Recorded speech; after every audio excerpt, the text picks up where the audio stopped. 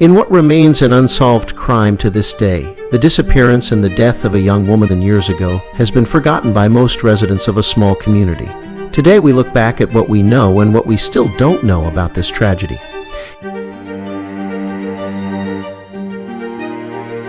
The area once known as Iron Hill existed in north-central Lower Saucon Township in Pennsylvania, just south of what would soon become the city of Bethlehem. The settlement was about 1/2 mile from the mouth of the Saucon Creek. This area, originally called Grubsburg, once had a grist mill and even its own post office. The village was tiny, with about 20 dwellings inhabited mostly by people who eked out a subsistence farming the arid land. Grubsburg remained rather a quiet place for most of its existence, and outsiders were content to ignore this otherwise impoverished and remote area. It was around this time that the North Penn Railroad decided to make a deep cut through the hill to join their railway to the Lehigh Valley Railroad at South Bethlehem. In doing so, workers discovered that the area was rich in iron ore deposits.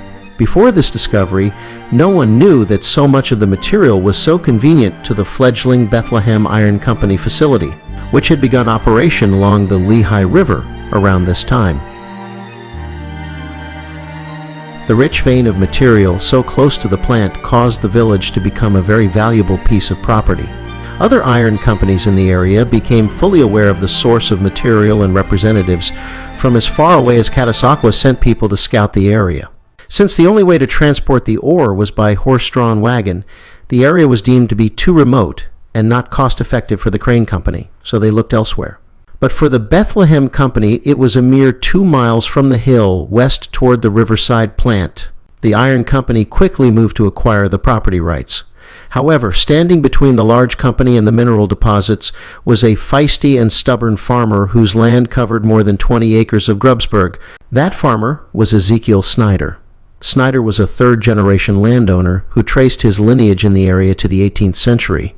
Ezekiel Snider was approached by representatives of the iron company several times after 1862, and after other landowners had agreed to sell their property. Ezekiel continued to stubbornly refuse to even entertain the offers that all his neighbors accepted. There seems to be no evidence that Snyder's reticence at selling his land had to do with dollars and cents, but rather that he felt that the acreage was his hard-earned property and that he valued it far beyond mere monetary compensation. After the first several visits from company representatives and following his firm declines, all future attempts to dissuade the property owner were met with more strident rebukes, including on several occasions. Shotgun blasts fired over the heads of the businessmen. Snyder, who lived on the property with his elderly mother, his wife, and 4 children, had dug in his heels and was committed to remaining on the hill in Grubsburg, which by now had become known colloquially as Iron Hill. No amount of cajoling could cause Ezekiel to relent. The stalemate continued for several years, with the iron company aggressively mining the ore.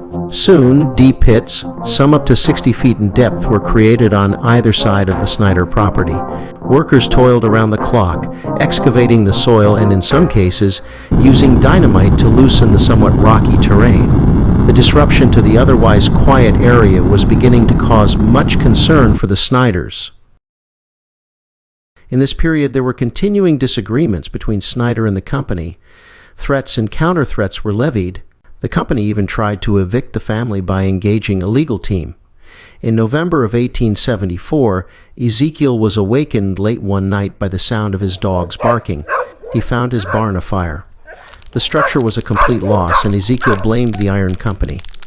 With no real recourse at the time, Ezekiel became even more unlikely to give in to the company. Not surprisingly, the company made him another offer, which he refused. 6 months later, Snyder's 15-year-old daughter Mary went missing. She was last seen leaving the schoolhouse several miles away from Iron Hill, near the borough of South Bethlehem.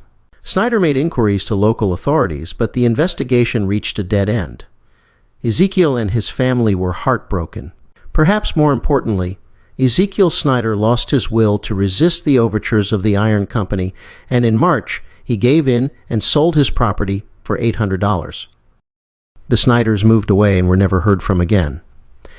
In the year 1909, workers charged with widening East 4th Street in Bethlehem unearthed the skeletal remains of a body buried about 3 feet deep. The body appeared to be that of a young female, but technology did not exist to confirm much else. Could it have been the remains of Mary Snyder? Did she meet her end at the hands of the people who coveted her father's farm? By the late 19th century, a serious downturn in the economy and rail and iron industries were affected. Iron production effectively came to an end when steelmaking became a preferred alternative to iron. Iron Hills ceased to exist during the 20th century, and today it is a residential neighborhood in the southeastern portion of Bethlehem. And so many years later, the mystery continues.